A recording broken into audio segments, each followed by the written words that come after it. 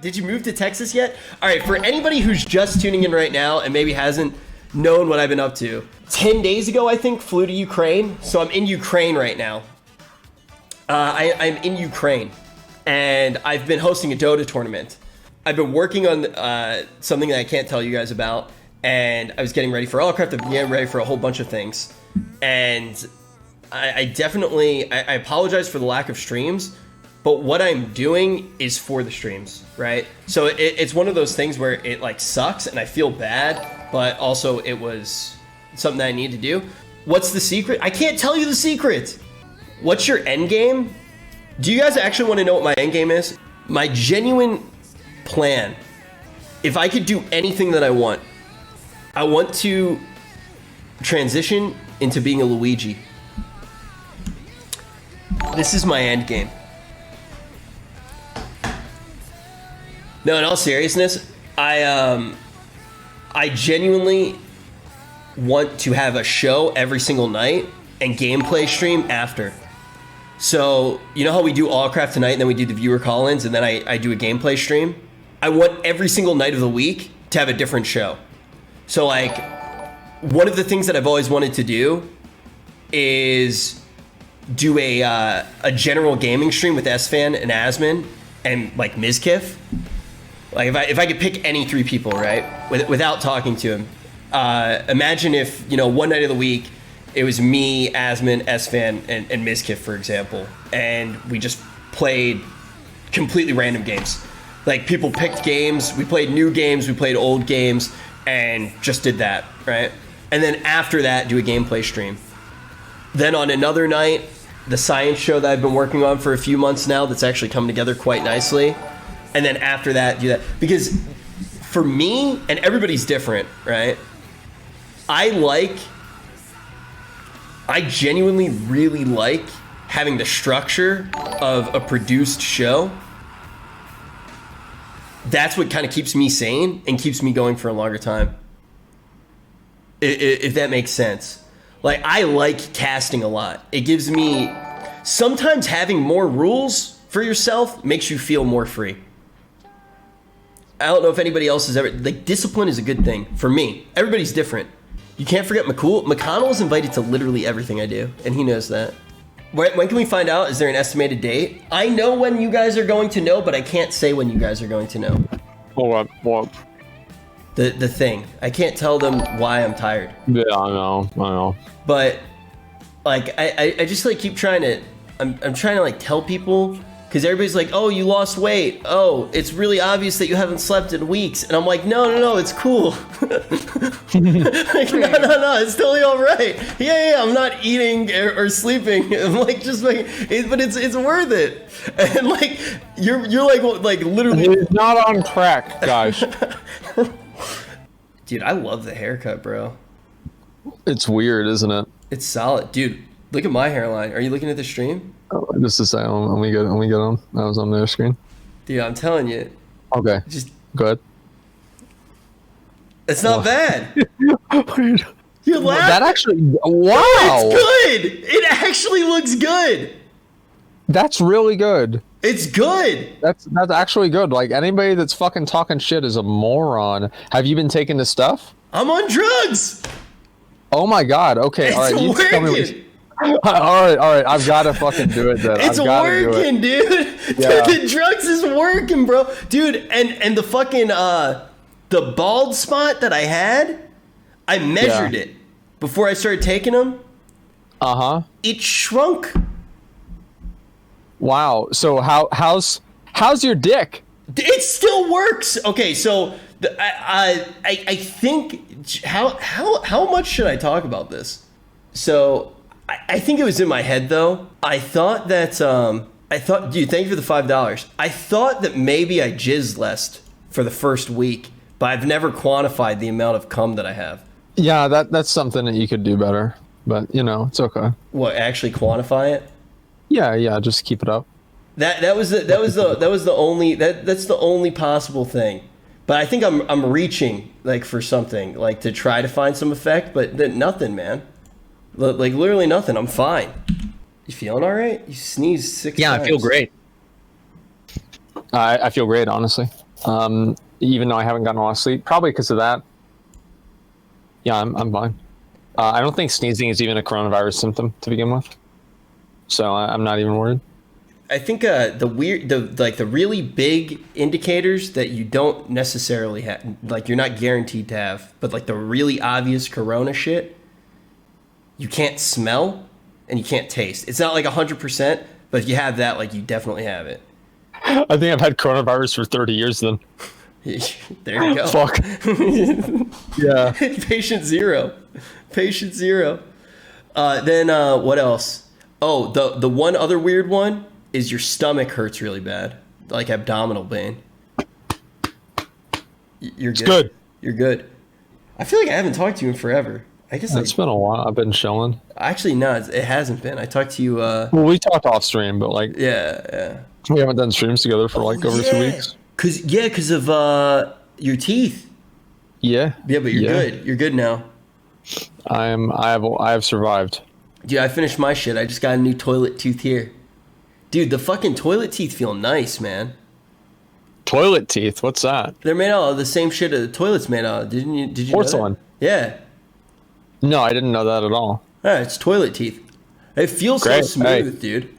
All right, here, let's pull somebody in. I already have toilet teeth. Yeah, no, you got upgraded toilet teeth now. Oh, hello. Hey, Yo, what's up, man? What's up, Tragnar? Yeah, I'm good. I really enjoyed today's Allcraft. Thank you, man. Thanks a lot for watching, man. We appreciate it. What's your question? Actually, it's not about WoW. It was more about Ashes of Creation, if it is okay with you. Yeah. Great. Let's do it. I'm interested to know what's your take on the negative stance to disable DPS meters or deeper or meters in general, and the idea that the meters create toxicity and that the players that will be toxic using meters. So I think that there's an important differentiation to make between what Final Fantasy's perspective is kind of what you're saying, and what Steven's perspective is. So what Steven told me is that they're not allowing add-ons, period. So like this is a categorical disallowment that doesn't necessarily affect DPS meters specifically, but it's just a categorical no for all add-ons, period. Which I do think is a different conversation than disallowing DPS meters exclusively. Now, also the other element of context to it is the fact that Ashes of Creation is supposed to have formal support classes. So something like a bard or something like a like a necromancer, where like their pets do things rather than necessarily them doing things, and it's maybe harder to calculate the impact of their pet, or something like that. Like basically combat roles that don't necessarily fully give a damage outcome. And because of that, you're going to have certain classes that are doing less damage because that's what they're designed to do. But I think that it's also important to understand that if you introduce something like that into the player base nowadays, that a lot of people aren't going to be able to perceive the value of having a buff class in their group, and they're going to automatically get rid of that person. And I'm actually really curious to see how that mindset is going to affect Burning Crusade rating, because Burning Crusade was very, very centered around that. So I think that the decision to disallow add-ons is a smart decision. And I think that maybe they could allow them later on, depending on how comfortable they are and where they think the game is going. But I think that initial stance is a smart one. I also think that one of the things that people forget, that the biggest benefit of add-ons really was in World of Warcraft, was it did add certain positive features into the game. So you got a bunch of negative features into the game, but you also got a bunch of positive features. Like you got a bunch of degenerate shit, but you got a bunch of positive shit.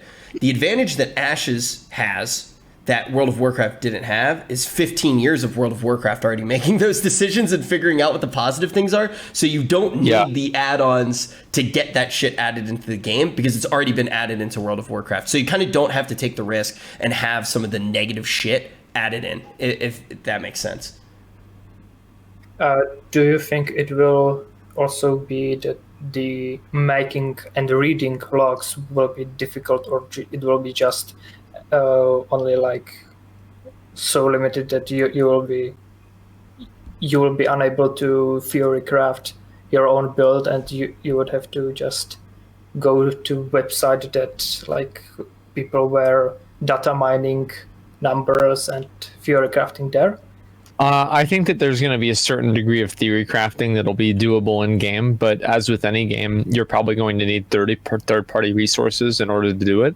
But I think that one way that it'll be a lot easier for players is because they're actually going to be able to see the numbers that their characters do. So I think this creates a big difference between, like, let's say Ashes of Creation and Path of Exile. Because in Path of Exile, you see how much damage your attacks do based off of how much they hit, Minotaur for, or how much they hit Shaper for, or something like that. But what does that really mean? Because there's all these other factors that are usually going into it as well.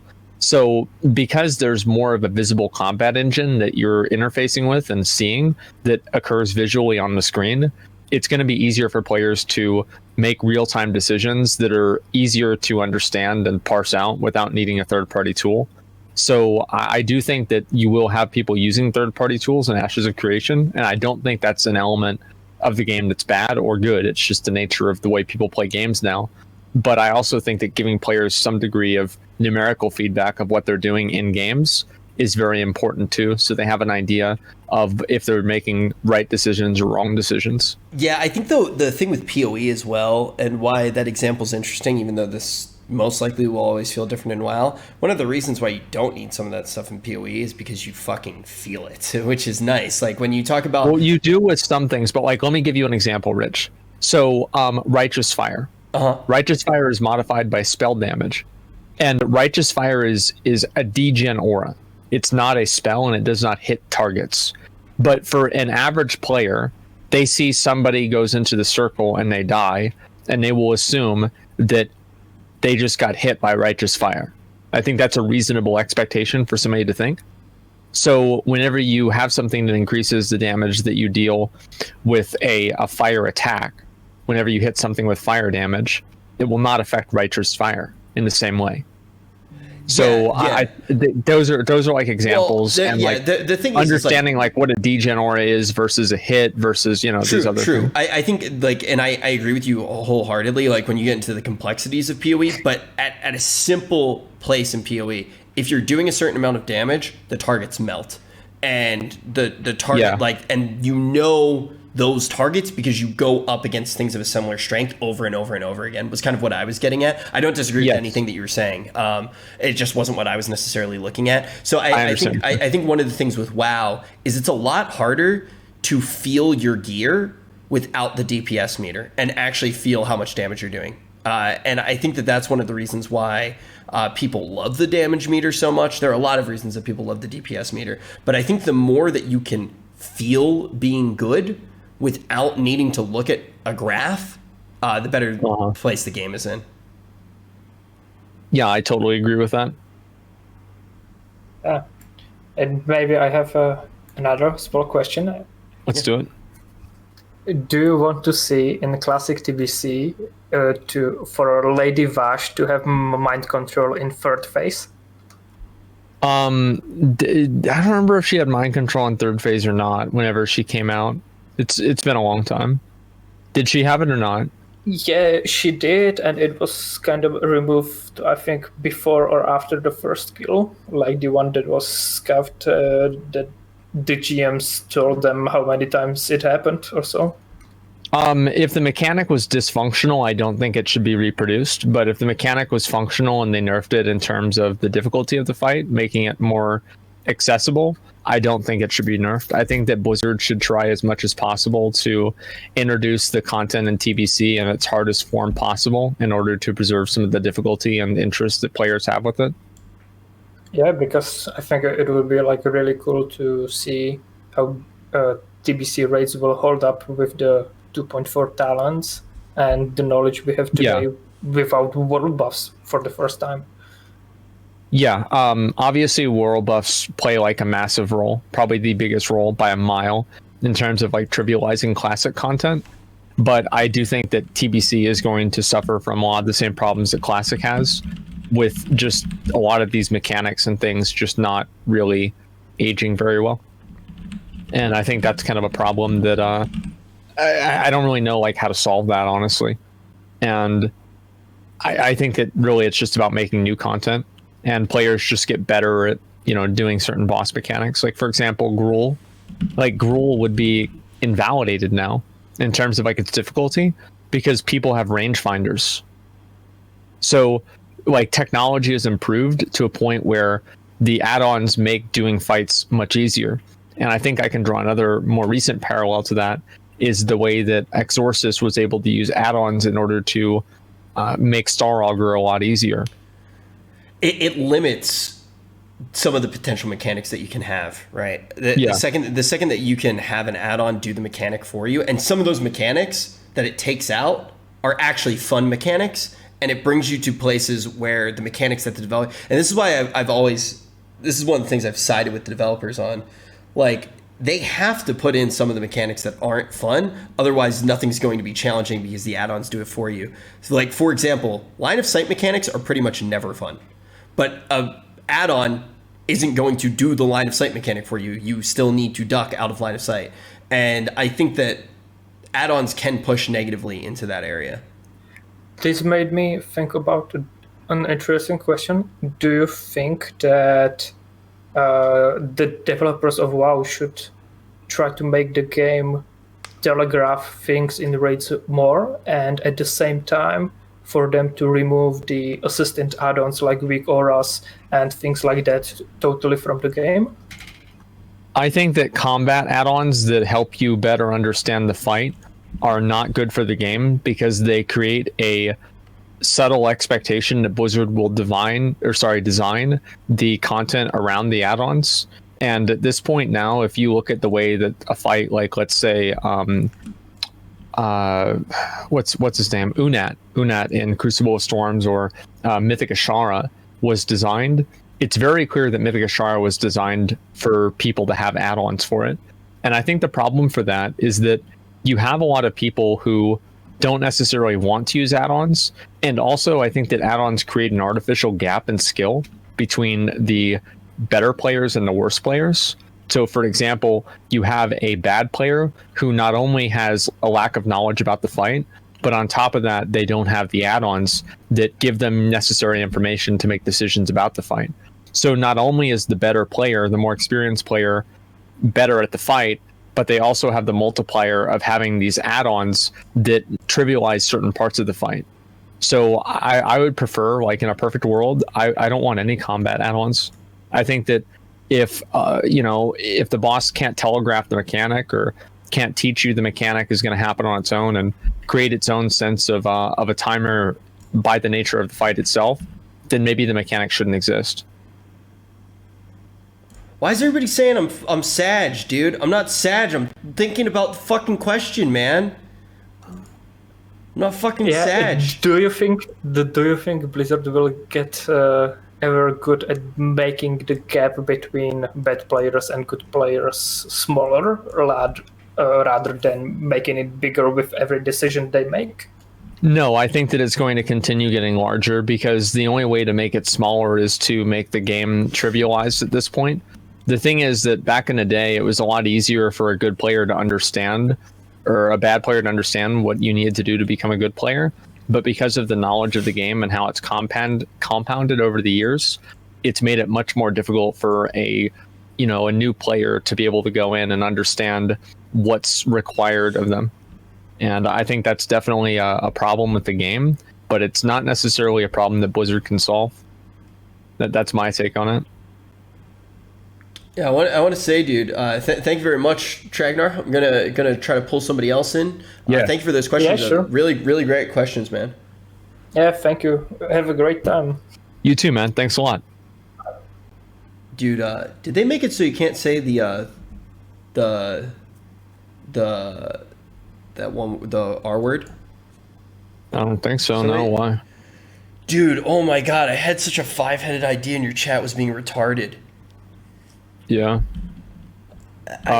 Dude, What was your idea, dude? Yeah, welcome to my life, dude. So usually I know that, and here's the thing. You're in a position where they're all going to start spamming. So, and you know this, right? When there's a lot of people in chat, they're all going to start spamming the second that you start the idea. So if the idea isn't something, dude. All right, here's my idea. They're like, all wrong. Yeah. And then they don't have enough brain capacity to type that and listen to what you're saying. So you have a window of 0.5 seconds to make the idea make sense. And if you can't do it in 0.5 seconds when you're in a big chat, it's not worth ever expressing the idea. And usually I'm awake enough to be thinking about that, and I'm like, oh no, this is too much right now. I'm not gonna bother. And then you just fall back on the true, dude. Yeah, that's fucking true, dude. Dude, true. And you just do that shit, and then they're like, true, it's true. Yes, streamer, that's my streamer, true, dude. But the thing with the choice is, I would have, if I was more awake, I would have remembered that was like way too. But I actually want to talk to you about it really quick. You're talking about the choices? Yes. So okay, can you explain kind of like where you're coming from? So there's a decision fatigue. Straight up, it is a psychological principle that there is a balance. Choices are good, but having too many choices puts people in a place where they are going to be more likely to regret the decisions that they make. And the simple example that is used frequently to talk about what happens is if you go to the supermarket and you go to the Oreo section and there are like 1,000 different types of Oreos now. You sit there for a longer period of time trying to make this decision about which Oreos you're going to eat, and if you can only get one, and if you can only get one, you're likely to regret. And you're like, man, I should have gotten the cake Oreo. And then when you're eating the fucking strawberry Oreo, you're going, damn, I should have gotten the cake Oreo, man. Why didn't? And then you don't enjoy your choice. An increase of option leads to a higher chance of buyer's remorse. Yes. And I mean, I don't see how anybody could disagree with that. Yeah, and everybody did. And the thing was I didn't even get to understand what you're talking about. Yeah, exactly. Because you're talking about you're saying something. Here's the thing, right? It's like there are certain ideas that like people are just like primed to agree with versus disagree with. So like as soon as you start using like a kind of like a keyword for people's ideas, like you either shut down their brain or you activate it. And so you either activate the trues or the question marks. It's either one or the other. Yeah. And that's just the nature of talking to a large audience. That's why you have politicians that use 5th grade vocabularies. Yep. True, Lil W. True.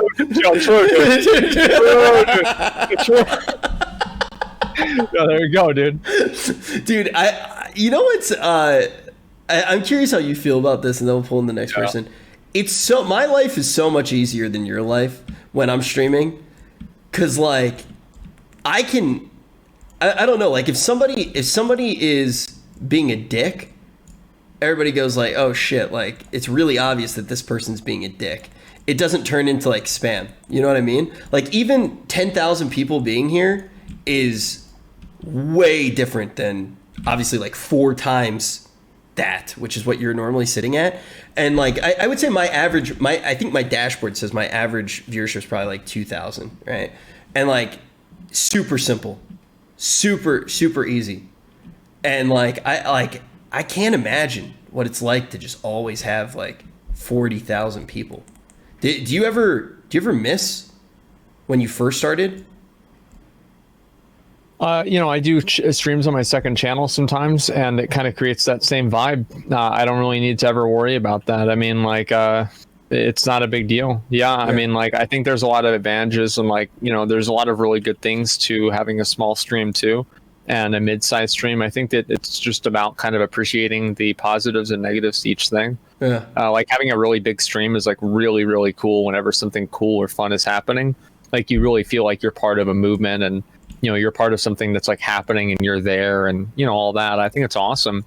But there are disadvantages too. Like it's harder to have more in-depth conversations and have like a more genuine approach to things whenever you have a large community and a large audience, because it's harder to convey ideas to an audience that's really big. Yeah, I also think like it's better when you're doing stuff. Like if you're playing a game, it's awesome, right? Like or if you're like kind of like generally there we go, reacting to something, it's like it's pretty awesome. But like you said, the like small intimate conversations are very different. That's why like McConnell's a god too, right? Like when you actually have somebody else that you can talk to as well. Like McConnell is chat. Yeah, basically, and that's one way to look at it. And like, yeah, having somebody that you can talk to is really important. And like, whenever you're a very small streamer, you have a lot of trouble with like kind of generating audience feedback and like creating conversations. And so that's whenever having another person there can really help out and kind of bridge that gap and make it easier for people to. Never mind. Make it easier for people to kind of feel like they're part of the stream without necessarily feeling the pressure of being like one of the only 3 viewers in there and not wanting to start a conversation. And it's like kind of like a weird psychological thing. But yeah, I think there's advantages to each different size of stream. Like I really enjoy streaming on my second channel, and I also really enjoy streaming on my main channel too. And it's for different reasons. I'm gonna pull somebody else in, but just like one last thought, dude. When McConnell goes, "What a day!" Is that the thing? Dude, he's so funny, dude. The content on the streams are just so special. It's very special. Oh man, let me pull in Cucumber. I'm sure he'll have something to say. Hello, Cucumber. Can you hear us, Cucumber? I can. I just connected. Let me mute the stream real quick. Yeah. Sure thing. Hey, how's it going, guys? Pretty good. How about you? Up, Cucumber. Sorry, I'm a little nervous. I didn't actually think I would get picked. Well, we're all nerds here on the internet, so what's your fucking question? Well, I just wanted to ask you, like, with Shadowlands, like, what do you think the scariest thing is about the expansion? Like, what do you think could go wrong the most, I guess? I think that Covenants have the highest chance of mistakes, and problems. So, like, to me, yeah, I would say Covenants probably have the highest risk of being bad, basically. Yeah, I'm pretty nervous. Maybe not, but that's probably what I think. Yeah, something like Covenants or so. Yeah, I don't want to say Covenants because it's too obvious, right? I feel like we all kind of agree with Covenants. I'm going to say that the reward systems being bad could be the biggest problem. I think that for a while we've had really bad gear in the game, and that's one of the reasons that people fall out of playing the game. So I agree with Asmon about Covenants, but just to say something else, to really think about some of the other... It's very easy to only focus on one bad thing and have everybody championing that cause and forget about some of the other stuff. Gear is important. It's why a lot of people play the game, and if the gear isn't interesting and all of a sudden you're in a system where you're farming the same gear for 2 years like we were with Mythic Plus in this current expansion, I think that would be really bad for the game as well. Yeah, I totally agree with what you're just saying. Farming out the same gear over and over is not healthy. That's what I feel like in BFA right now. Like, I'm on my 7th level 120. Like, I'm playing a Death Knight because I simply just don't know what I want to play yet. I main a Druid, Resto Druid, but I don't want to level that first. So I am really excited for it, but there are things, with BFA that kind of ruined my trust in the game. And that's why, like, I wanted your opinion. Like, you guys play mostly all the time, and like, it's just I'm scared to go in. Like, I want it to be so good, so bad. And that's I think everybody feels that way. There's no shame in saying that, or disappointment in saying that, or anything. I think that's kind of makes a lot of sense. I think everybody wants the game to be good, and I think you're probably the same as I am, and I'm the same as a lot of you guys are. where, I mean, we played this game for how many fucking years, and we just want the game to be good. That's all really it comes down to. There's not a whole lot of talking about it. And if Shadowlands isn't good, I still think that it'll probably be like a good way to waste my time. But I also would rather feel good about wasting my time. Yeah. And if the game's good enough, it can maybe make me forget that I'm wasting my time. I feel like right now, I've said this a few times, when I look at Shadowlands, the stuff that does look good in it looks really fucking good, and the stuff that looks bad looks really bad. So it's kind of like a polarized state right now. Like there is stuff in it where I go, oh my god, this should not be in the game at all. And then there's other stuff where I'm like, damn, dude, in the fucking 15 years that I've played World of Warcraft, I've not been so excited for something. If they can even slightly fix the things that I look at and I'm like, yo, this should be scrapped. Like, dude, what they did with the soul conduits with the weekly cooldown, it's like, are you trying to make this bad? Like, there are a lot of things like that. If they fix those issues, I think the core of the game is looking relatively strong, and we could be in for a real treat. I agree. Yeah, I agree as well. The conduit, I was like, a week? Like, what are you doing? Yeah, I agree. What is it? Why? Well, it's because they have like this way that they want everybody to play the game, and that's really kind of like what it is. And I think that's not really a good thing. I mean, like, I think Blizzard has spent too much time recently trying to make players play the game in a certain way, and I don't think it's really done the game any favors, honestly.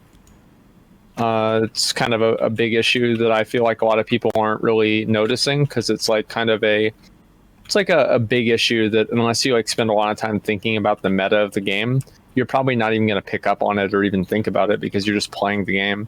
But whenever you really think about like the different ways that like Blizzard incentivizes players to,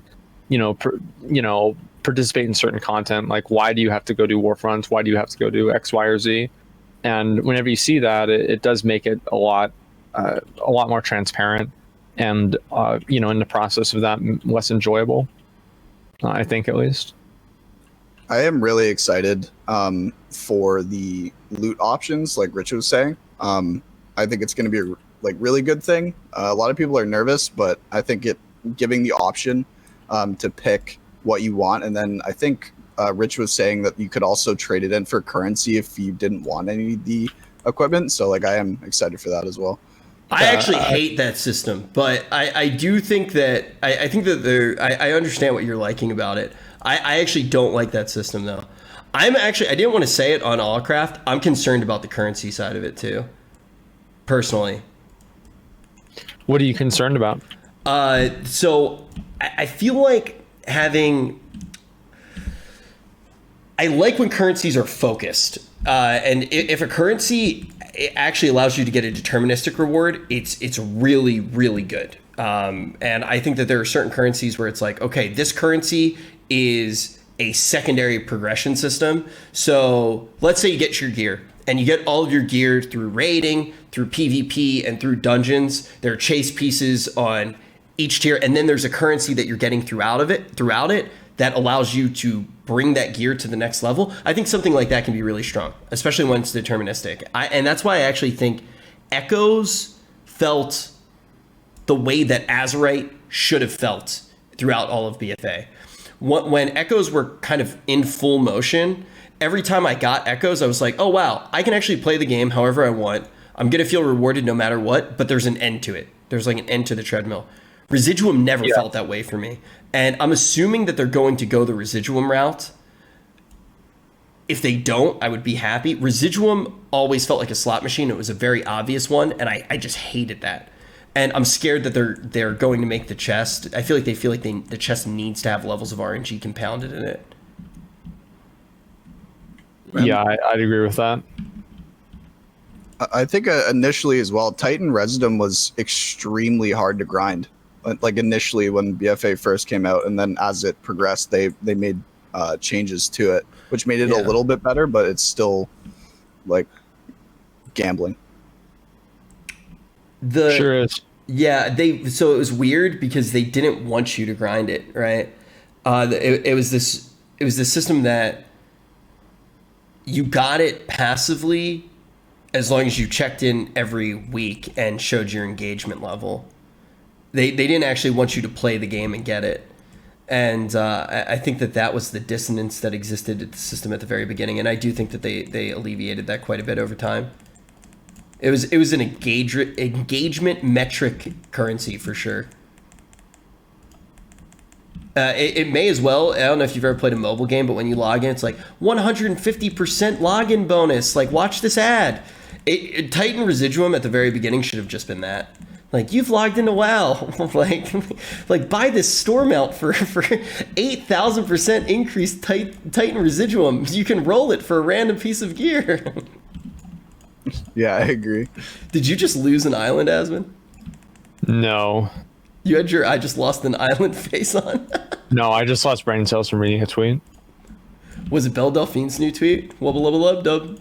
Did you see that one? No, I haven't. It says, I would show it on stream, but I'd get banned.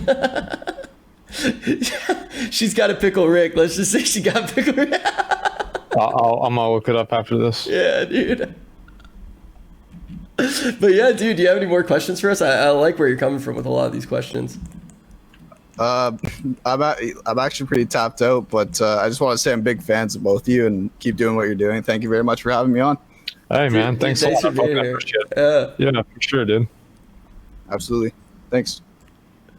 Rich, you want to get somebody else? Yeah, dude. Somebody said, of course, Rich follows Belle Delphine. Dude, I have Belle Delphine on notification. Oh, my God. I have you on notification, too, actually. Oh, yeah. Speaking of that, did you see Chris tweeted at us? Chris. Kaliki. Oh, with the... There's no hole in the map. Yeah, I like this tweet. Yeah, okay, yeah. I thought that there was a hole, and he's like, no hole, by the way. And I was like, oh, shit. Did he say that during Allcraft, and I just missed it because I was looking for questions? I'm assuming so, okay. Yeah. Yeah. Well, I think somebody said, Sea-Doo said that there isn't a hole. He's like, oh, yeah, apparently there's not a hole. And so we probably just, moved on past the whole situation. Just missed the hole completely. Yeah, missed the whole thing. I'm okay with a hole. I actually think that a hole would be kind of cool in a map eventually. But that map looks really cool either way. I'm pretty excited to see how that map plays out. People are discussing if Belle Delphine's pretty or not. Is that actually a discussion? I mean, she's obviously hot. She's obviously good looking.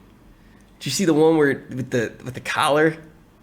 That was the only time I was confused. I didn't understand what was going on in my brain there. Oh, you didn't know if you were a furry or not?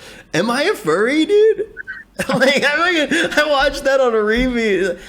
And it's like, please adopt me. I was like, oh shit. Am I a furry? Maybe, dude. Dr. Insane, what's up? Can you hear us, Dr. Insane?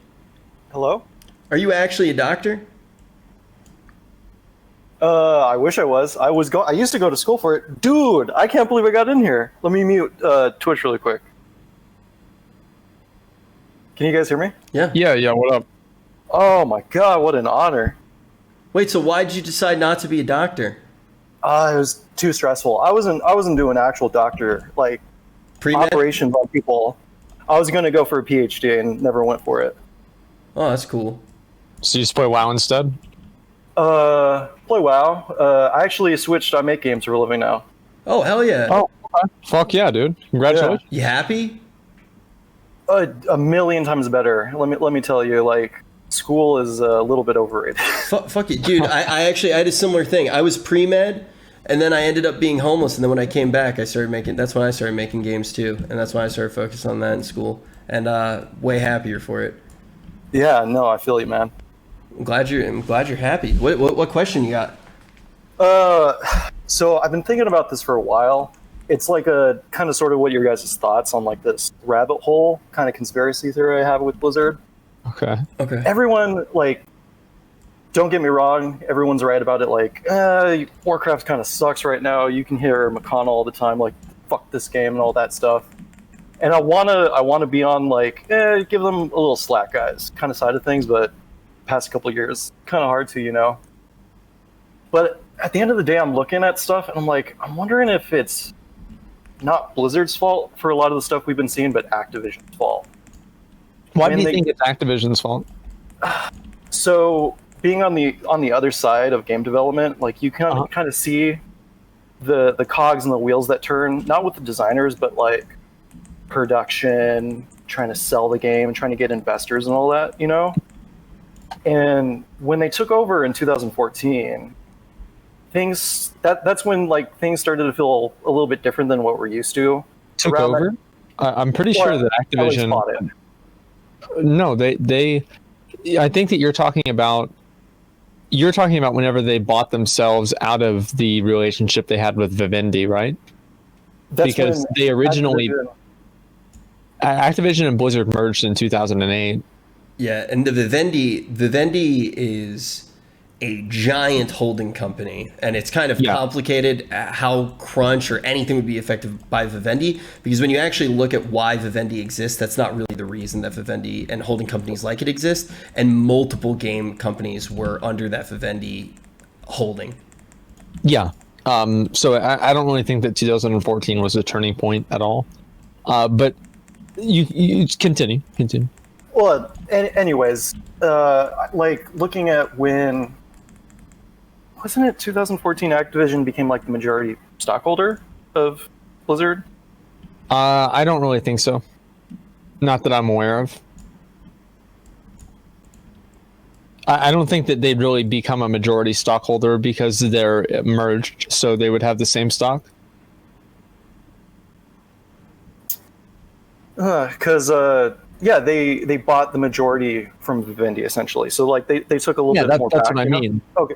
Is that that's what I was talking about. But like what Rich is saying is that buying themselves out of the relationship they had with Vivendi is not necessarily there's no creative control that's relinquished at that point. Yeah. Because Vivendi was not making creative decisions for Blizzard at all. No, I wouldn't say creative control of anything, but maybe some sort of like shakeup with management is what I'm. Yeah. So let me go ahead. Let me give you. Yeah, the way that Vivendi and holding companies like it actually exist is pretty nuanced in a lot of ways. The impact is not what you would think it would be, and also I could rattle off under Vivendi a shitload of game studios. Some are making great games and some are making absolute dog shit games, and all of them are making games that are very different.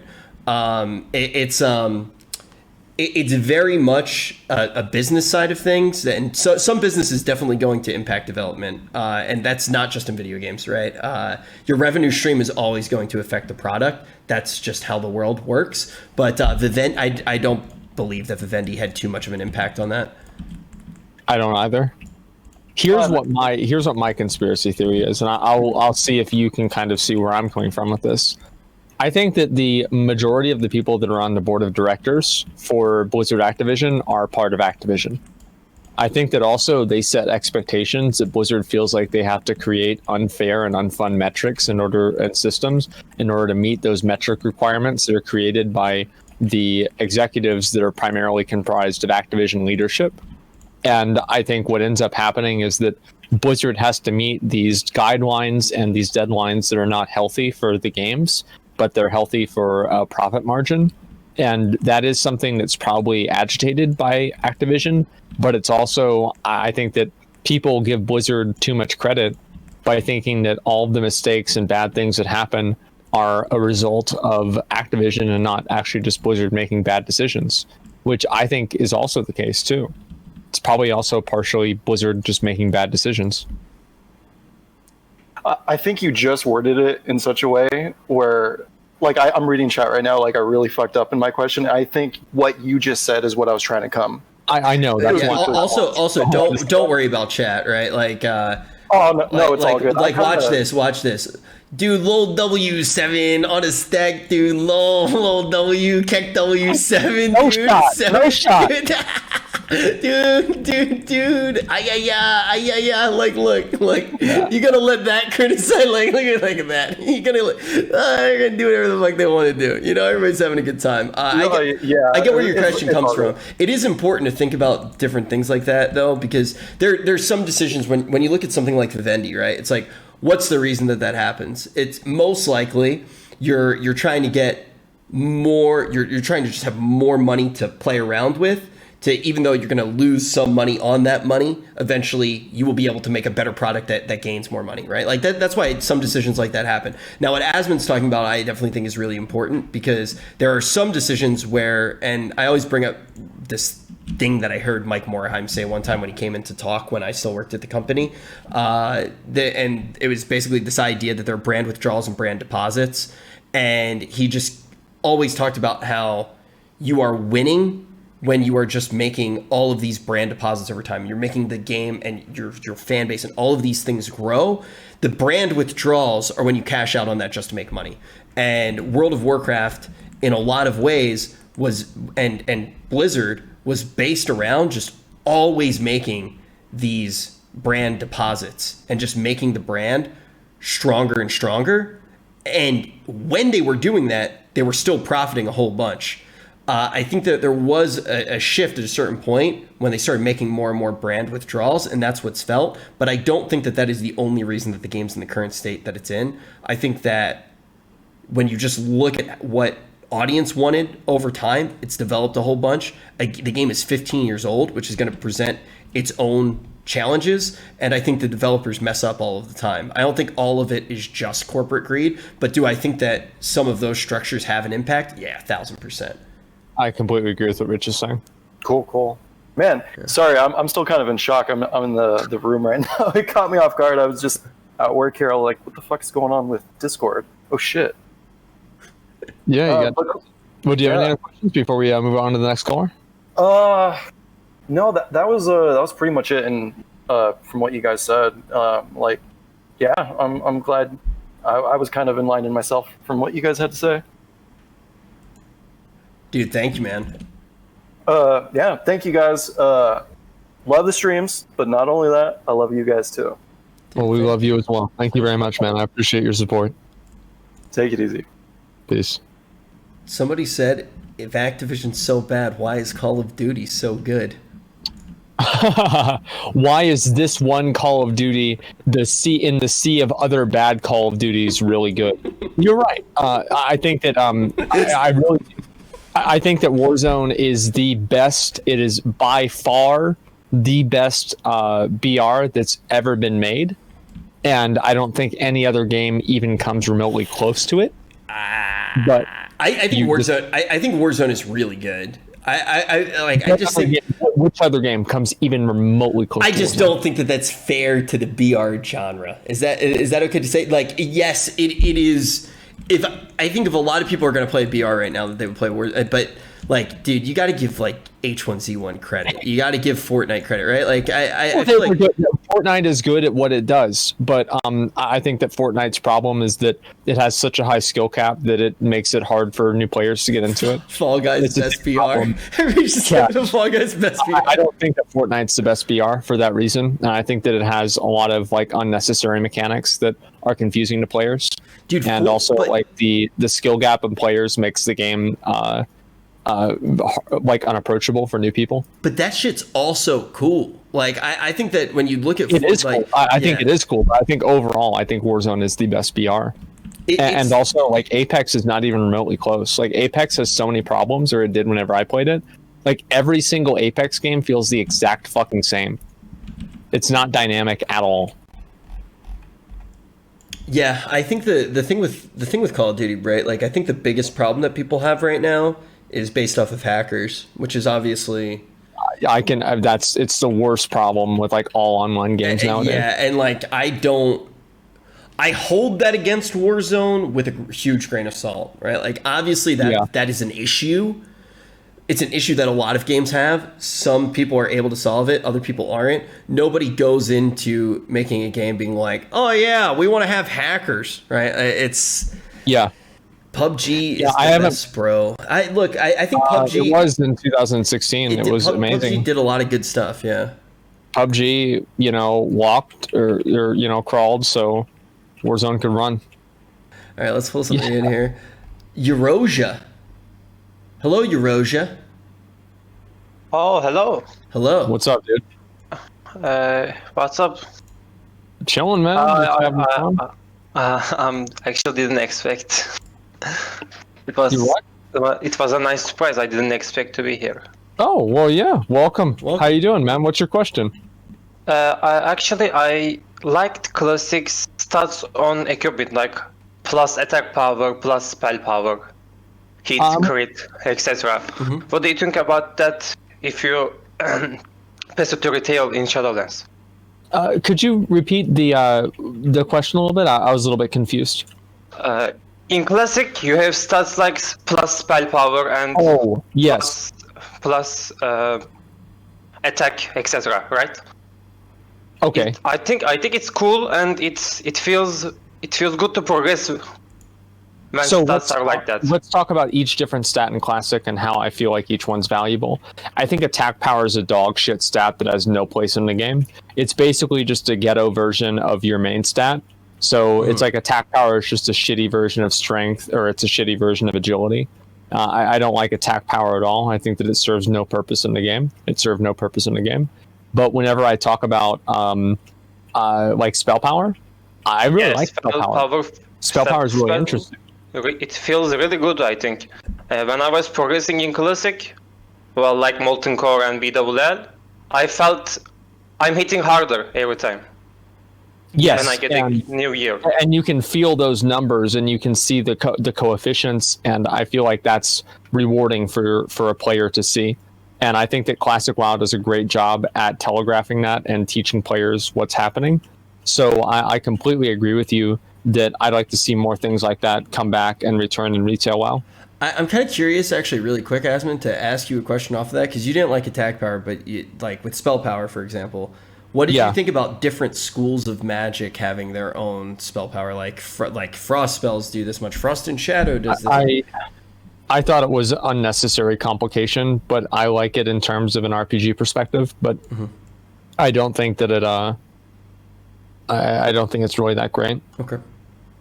I think I'm a fairly new player. I started when Classic released, and I got into retail, and I enjoyed leveling. I mean, Classic leveling was pain, so I liked it when it was easier in retail. I'm glad that you can just admit that. Yeah, it's good. I died in where was the pirate thingy in south of Gajestan? I died there 10 times, and I was just like, why am I playing this? I can see that every day. Yeah. And then I started retail, and I bought BFA. I expected much better experience, but I don't think I can compare it with anything because everyone say BFA sucks. So you're a new player, and now that you had kind of like the experience you had with BFA, are you playing Classic or retail now? I am not playing Classic because with the AQ and everything, it felt overwhelming. So I didn't wanna play anymore. I was actually a social in my grid, so. Okay. Yeah. I mean, I want you to know. Just, I mean, I'm not going to tell you what to do, right? You do what you want to do, but it's really not overwhelming. I think that there's a lot of content and things for you to do at level 60, but the game does a really good job of kind of giving you those things to do in time. And like, it shouldn't really be an issue for you to be able to kind of understand kind of how things like approach things in time. But if you feel like it's overwhelming, or you just want to take a break or whatever, like, then just do that. I want to say I really enjoyed gear progress of Classic. Yeah, and, me too. I thought PFA gear progress sucked because I was doing mythics, etc., and it didn't feel good to have more and more item level gear, because all items feel the same. It's just like 5 plus more item level. It didn't give me anything. So how did you feel like it was different in Classic in terms of like your experience? Just kind of like a semi-new player. Like, how do you feel about that even? How do you feel like the gear progression was different? I enjoyed collecting previs and then having Molten Core gear, and then my guild opened up BWL socials, and I was getting something from there too. Fuck yeah, dude. You hit 60 on Classic, and you did a lot of the raid content in Classic too, then? Yes. Okay, awesome. Yeah, that's really great to hear. And so this is your first time playing WoW? Yes. Wow. Okay, that's awesome. Damn. Well, good. Yeah, I think Shadowlands will be it'll be a good time for you to come back to retail. But if you just want to I'm actually playing now. I'm just collecting stuff and progressing through my lore master. I think I have 3 zones left. That's a good idea. I mean, that's kind of like all I do. Damn, is I just do achievements and stuff. Yeah, you're popping off, dude. Did you play any games before you played WoW, like super seriously? Because you're going fucking dumb hard in the paint. No, but I always enjoyed questing in MMORPG games. Okay. So I said, hell yeah, this is what I want to do, and I'm progressing through it. It's actually not that hard, I think. I have 10 Blood Elf females. Don't tell chat that.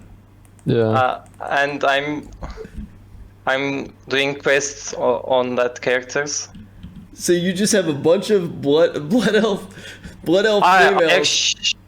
I actually have more and more characters right now with the allied races and stuff.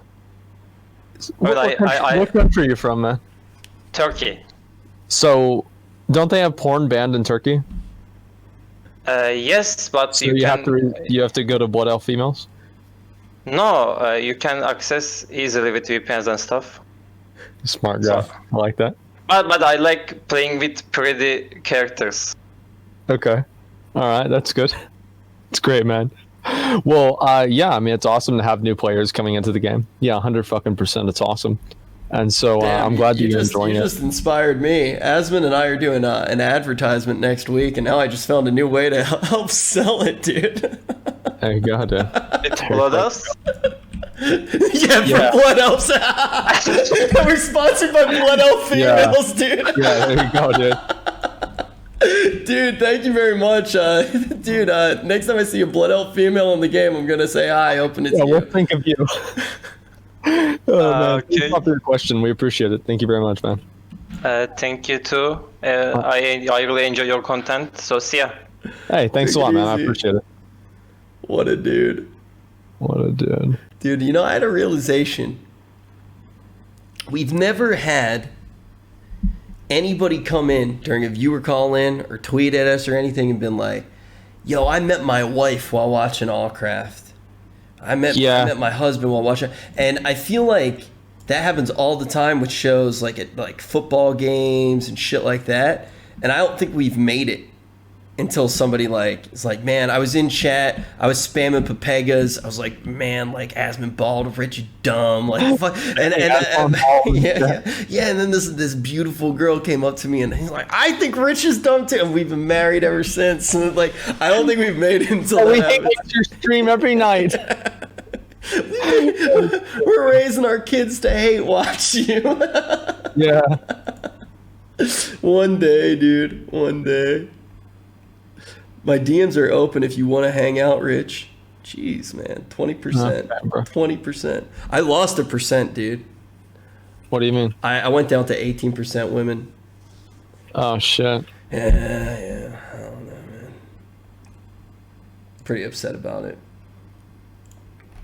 Hey, how you doing there? Can you hear us, Hanksleman?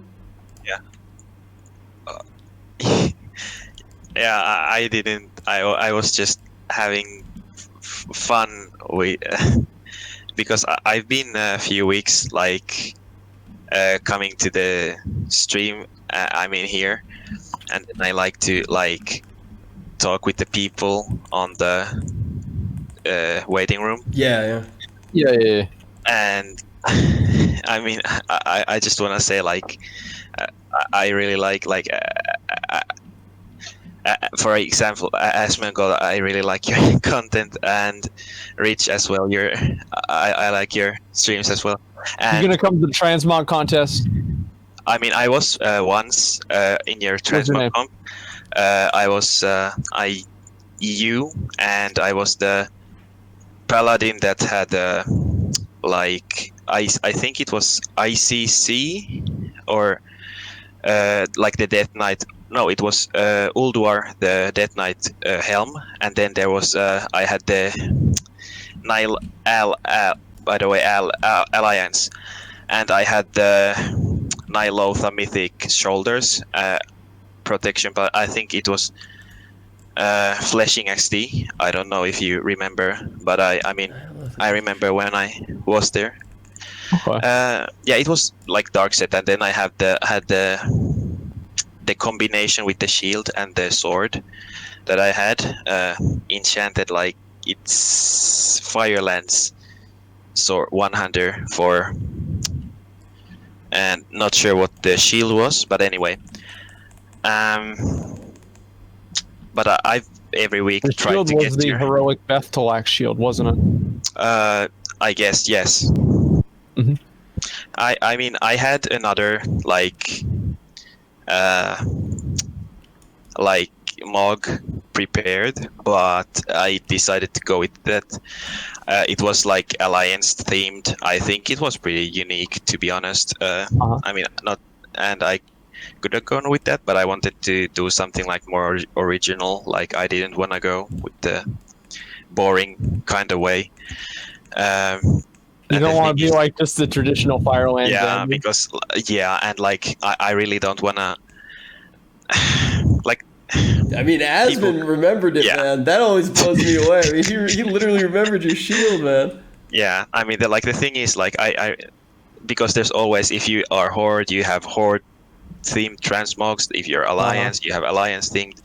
So I feel like those are pretty boring, like concepts. So that's why I decided to go with the one that I did. And also the thing was, I main Horde, so I couldn't. I didn't have everything that I wanted, but I don't mind. I mean, I'm still trying every time you make the EU comp. I'm trying to get in. It's good that I have both Did you have factions. the Nightborn tabard too? Wait, it was the. Let me see.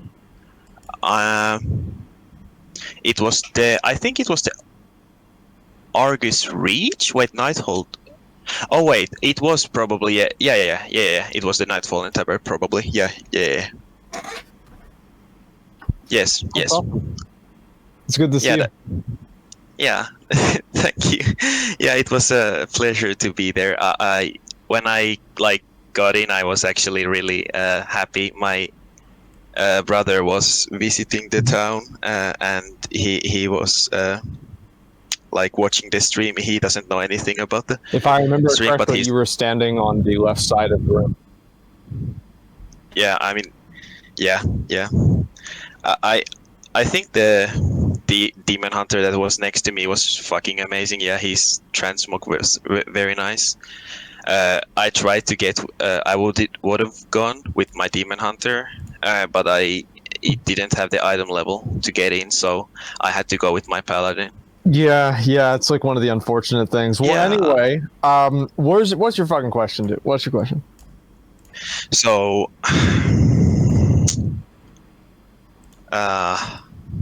this is just.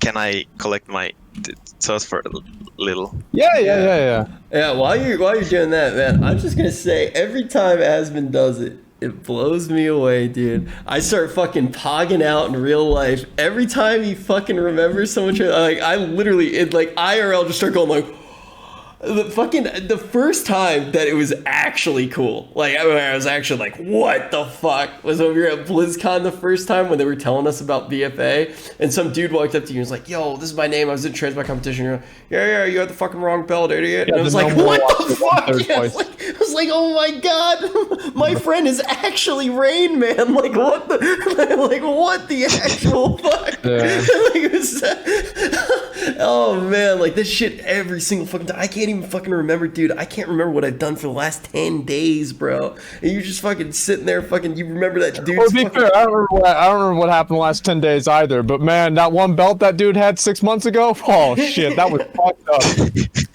Dude, you have like this fucking spreadsheet in your fucking brain. It's wild, man.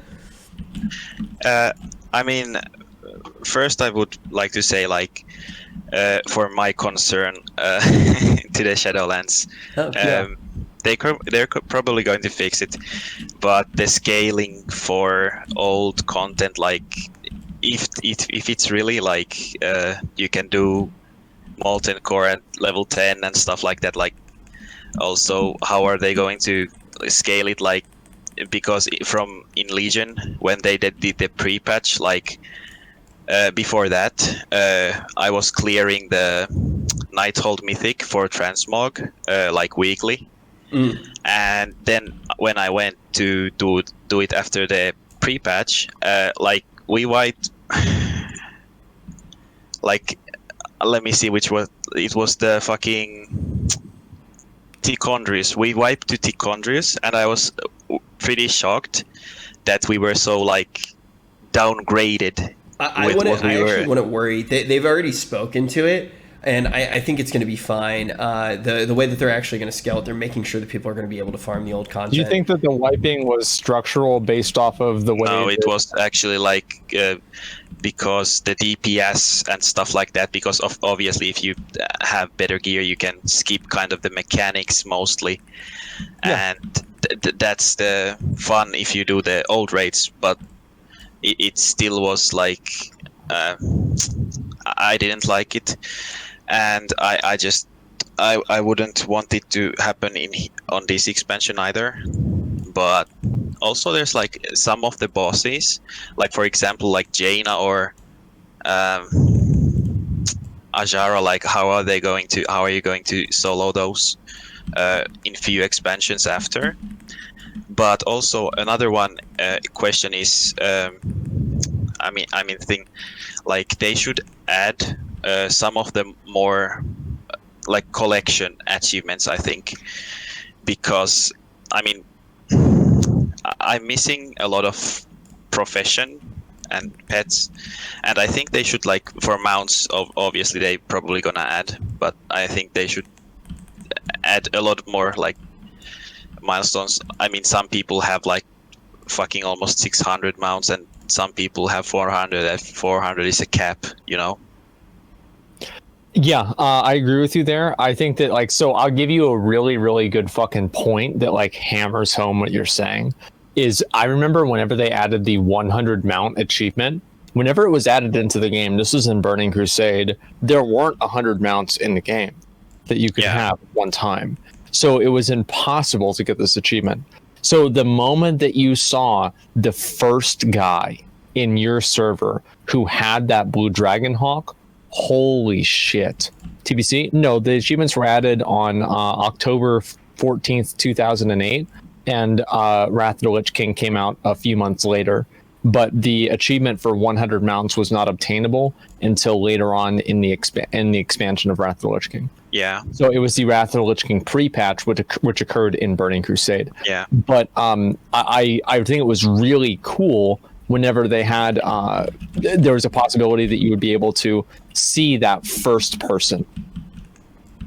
Yeah, there are some mounts that if you, I mean, in Legion, I think was like when I saw some people with a cool mount, like I knew that it was, or like the Jaina mount, I think when it came out, when the Tides of Vengeance, I don't remember what the fuck the patch was, like 8.1. Yeah, the Tide like, Storm, Glacial Tide Storm. Yeah, I think that mount was like, if you saw that, it was so fucking badass. Like it looked great. And another one question actually I have, reskins for mounts. Yeah. For example, like people, like you can say there are many like bad reskins and stuff like that, and it's just reskin and reskin. But for example, I think for Alliance, like the Griffins, what do you think about the Griffins that you can buy from the vendors? Because I think they're like, compared to the old Griffins, like they're pretty cool, like remodeled. I mean, for a HD model, I think it's really good. I think they would be completely fine, except for the prices for them were completely exorbitant, and it just made it seem like a gold sink and a waste of people's money for no reason. Yeah, That's why people didn't like it. Also, the best one of those, man, is actually on Horde. They have the Spectral Paradax or I have that. Yeah, I have all of them. All of the mounts that you. I mean, it's 70k each, but like, I mean, it's still +1, you know. It's +1. You're goddamn right. Yes, you have to get every one of those you can, you know. And I mean, I've been trying to go after. I really like the time walking dungeon thing that they did. That they did the like TBC. Then it was fucking Wrath. Then came Kata, and I got like, I think I got almost every reputation mount because of that. I mean, I missed kind of few of the Mist of Pandaria and WoD completely. I missed, but the other ones I actually got, like for example, like Burning Crusade. I have all of the Burning Crusade mounts. How are you farming them? Which ones? How are you farming the time walking mounts? The reputation ones? Oh wait, do you mean the? Oh, you're talking about the mounts that you get from the reputations from Burning Crusade. Oh, I mean, I can also answer to your question on the. You mean with the time walking, timeless warp badge? Yeah. So with the badges. You mean the badges, right? Yes. Yes. I think I have a really good. I had a really good. I almost have every one of them. I only missed the TBC one. The way I farmed it was like pretty long. Like I have, you know, you count how many like mounts there is. For example, like TBC. And you have one character for each one.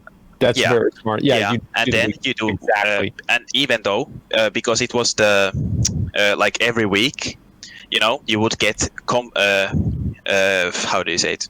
You get 500. Guaranteed 500 for each, right? And then if you wanted to progress, you could do the time walking dungeon. I mean raid. Like for example, I did Ulduar. It was actually first time I completed it in time walking, and I think now I have the like perspective that people say that it's the best it's the best raid ever made. I'm starting to agree with that because it was really fun to do. I really liked it, and that's the way I actually did it. I had, I think, 6 or 5 characters that I kept like in my memory. I kept how many each of them had.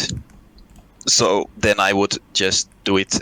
It's been like a long process, but this event was really helpful for me because then I would get one after another one. So no, I totally understand what you're saying. That's exactly what I do too. I did the exact same thing. I actually wanted to give that advice if you weren't doing that.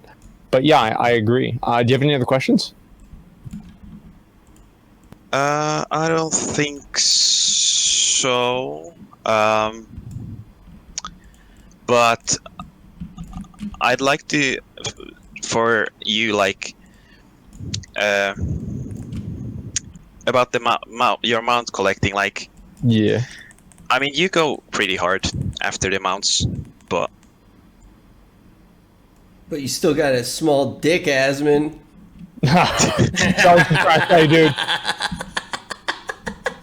That is. We got him, dude. We got him, caller. We fucking got him, dude. What are you trying to say about that? What are you trying to say about the mountain? That's teamwork, dude. So, like, for some of them, like, example, the assault mounts, like, are you ever going after them off stream or something like that? Because You're talking about the 8.3 assaults? yes. I don't go after them off stream at all because I want people to be able to watch me get them out on stream. Yeah. It's more important for me to have like the catharsis with the viewers than to just get them out. Dude, Like, I gotta say though, this is something I respect about Asmon so much. Well, maybe I shouldn't respect it. Maybe it's like actually just like degeneracy. But like as like somebody who like Asmon and I'll talk off stream all the time, and he's always doing the boring shit in game off stream. Yeah. So he's ready for stream, and he doesn't have to do the boring shit on stream. Like he Yeah. constantly thinks about what's best for his stream. He wants to do islands. Yeah, like, and he gets so fucking tilted too. Like, you'll be in a call, like, it's literally like a few people in the call, everybody's like talking, hanging out, and you'll just hear like, fucking shit, dude. I actually like islands, but I actually, to be fair, I actually like islands. Like, it's mindless, something like, and then I just listen to music. To be fair, like,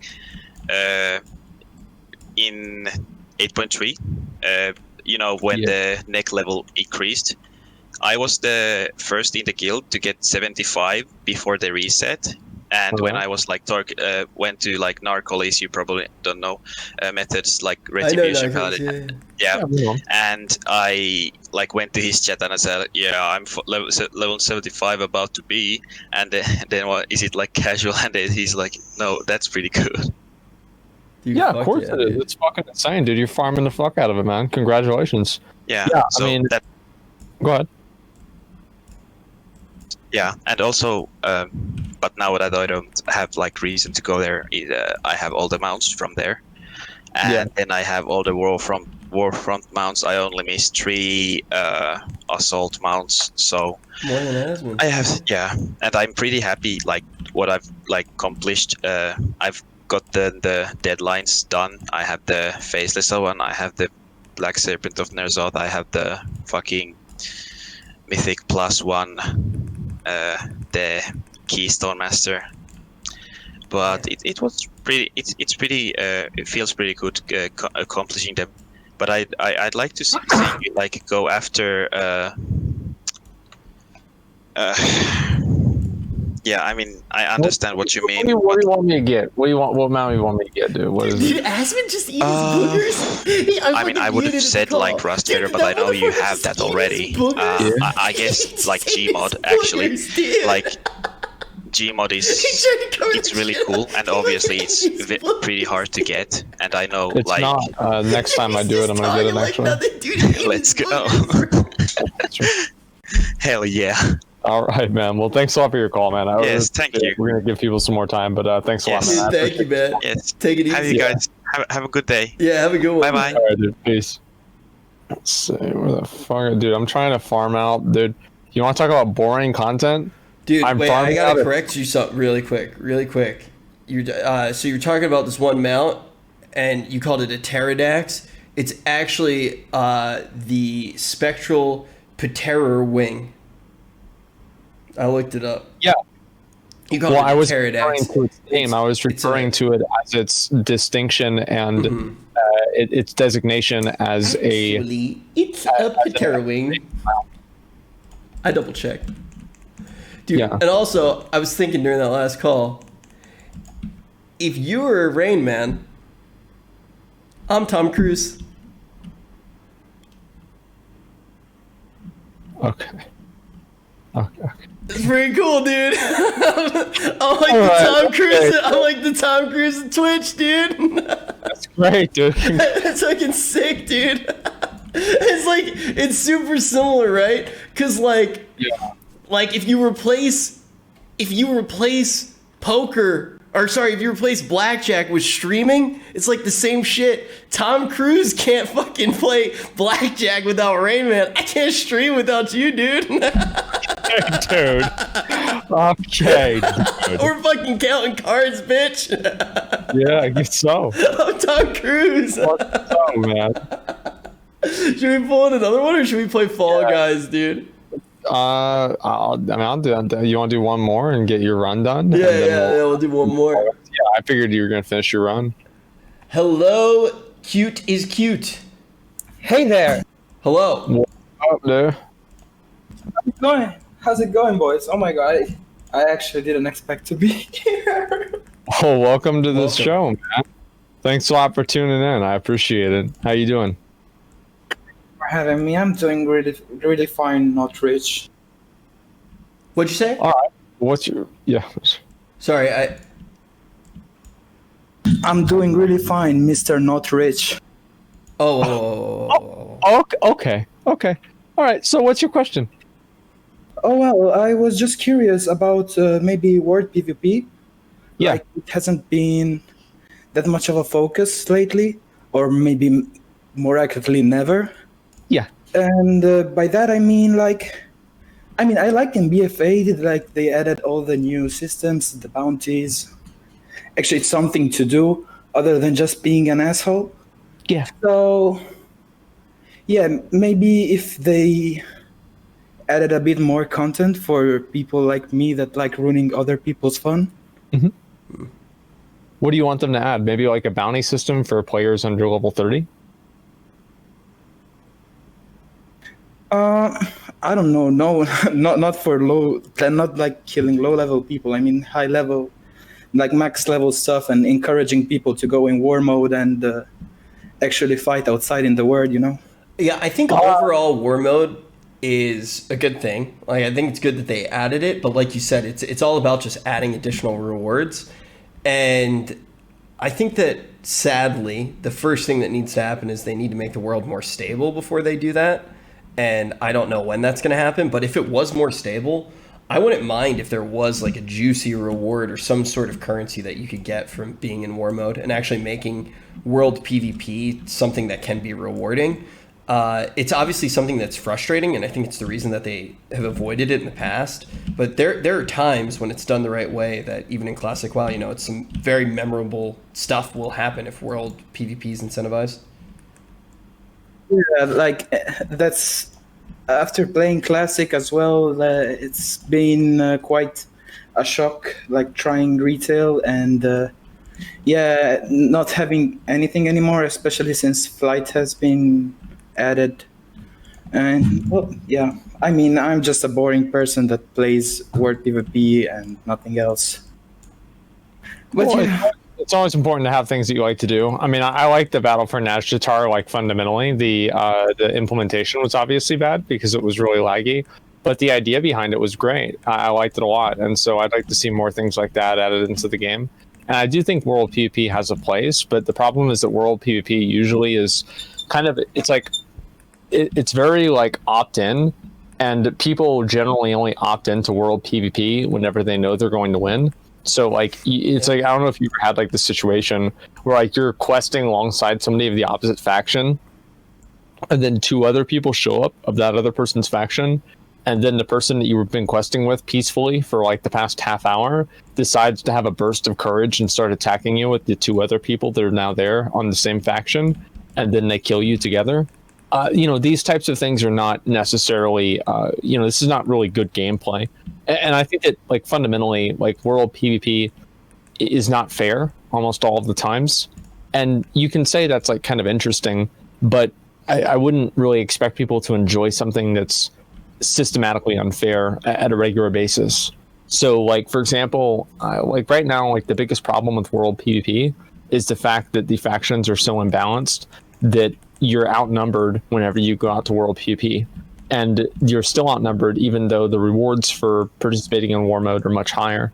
So I think that goes to indicate that there's a certain degree of just apathy around the mode. So while it's fun to do World PvP, I don't necessarily think that there needs to be a whole system built around creating an ecosystem for it. I mean, yeah, that's actually fair. Well, thank you for having me here, and thank you, Richard, for having your mustache back. That's fantastic to see. Thank you. I feel very much like myself again. Thanks a lot, man. We appreciate your call. Yeah, I don't think I should ever have the. I don't ever think I should have the goatee again.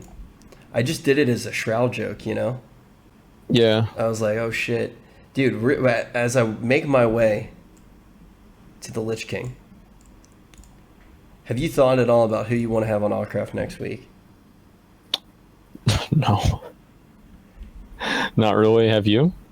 So, kind of. You know how so Jack wants to come on. Courage wants to come on. Oh yeah, that'd be awesome. So we could have Courage on. Do you think we should try to convince Courage to get... Oh, Kevin Jordan would be a good guest eventually. Do you think... Yeah. Do you think we should try to get Courage to get Ninja on too? For the poggers, dude. Bring Ninja on the podcast.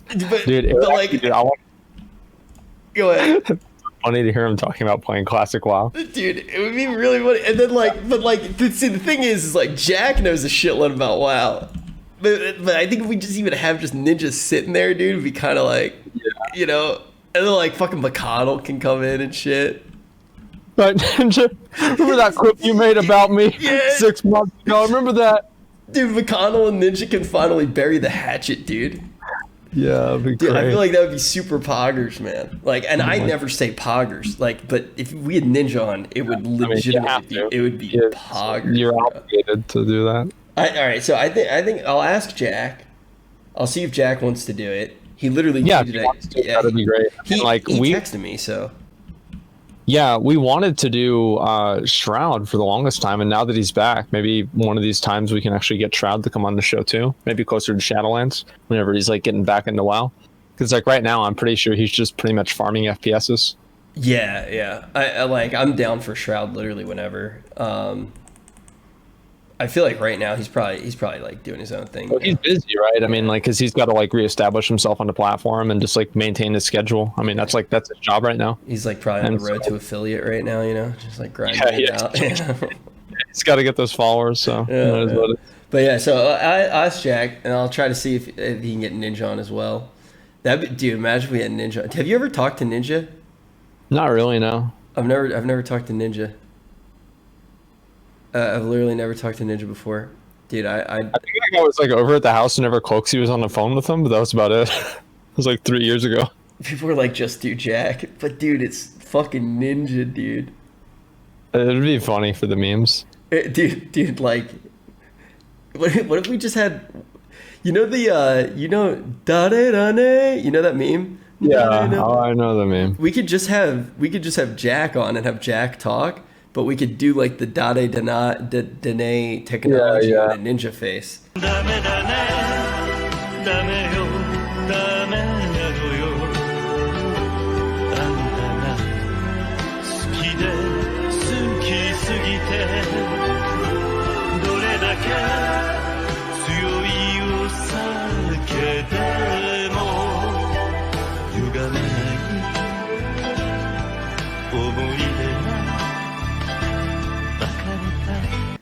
That'd be good. Yeah. For like a, backup singer. Yeah. Twitch. Yeah, people were saying that Jack wanted to play Fall Guys with me today. Like, I never really respond to people message me to like want to play something because I always assume that it's like just viewers trying to create the interaction. But no, Jack did tweet it. I have Jack on notification. No, he didn't. Yeah, he did. Jack literally tweeted at you. He literally tweeted at you. I saw it and I was like, because that was the reason I asked, because I saw him tweet it and I was like, oh shit, it's gonna be easy as fuck to get him on Allcraft. Like, just fucking play Fall Guys with him. Going on. Yeah. I'm scrolling down. I don't know why I'm not seeing it. That's so weird. Because he tweets like fucking 80 times a second. Let me see. I'm scrolling through. At Asmongold 5 hours ago, I want to play Fall Guys with you.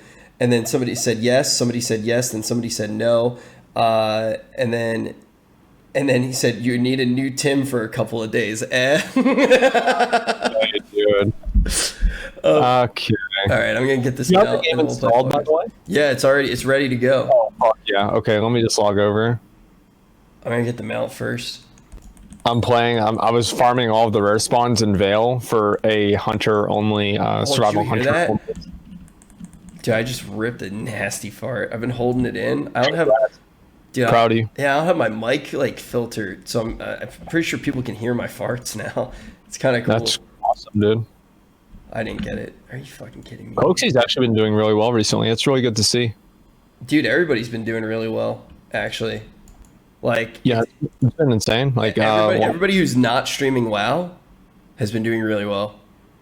That's kind of like what happens is like at the moment that I stream another game, my viewers go up by like 20,000. It's it's so sad. It's like here, I click the thing, I'm waiting for it to open. But yeah, no, it's actually like it's pretty fucking weird. Yeah. Because like for example, now obviously for me, like a lot of my community also watches your stream, right?